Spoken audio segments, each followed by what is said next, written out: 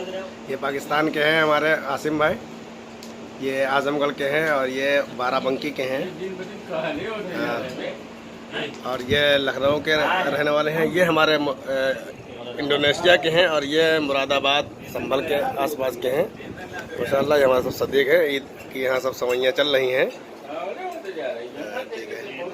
अस्सलामु अलैकुम नादरीन, आज ममलकत सऊदीया में 10 ज़िलहिज्जा है, जहाँ ईद उल अज़हा का त्यौहार मनाया जा रहा है। सऊदीया से सोशल इंडिया न्यूज़ के साथ मौलाना फरमान मज़ाहिरी जुड़े हुए हैं। वो बता रहे हैं सऊदी अरब में ईद उल अज़हा की नमाज के सबसे बड़े इज्तिमा हरम शरीफ और मस्जिद नबवी में हुए हैं। मस्जिद हराम में नमाज ईद की अदायगी पर रूह परवर मनाजिर देखे गए हैं।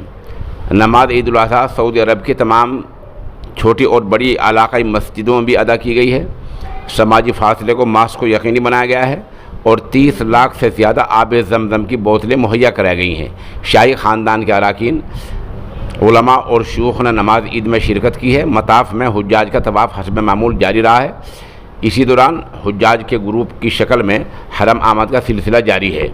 इससे पहले हुज्जाज के काफ़िले वक़ूफ़ अरफा यानी मैदान अरफात में ठहरने, मुज़दलिफ़ा में रात गुजारने और नमाज फ़जर की अदायगी के बाद मीना पहुँच रहे हैं। ईद उल अज़हा के पहले दिन हुज्जाज रमी कर रहे हैं। आज सिर्फ बड़े शैतानों को कंकरी मारी जाएंगी।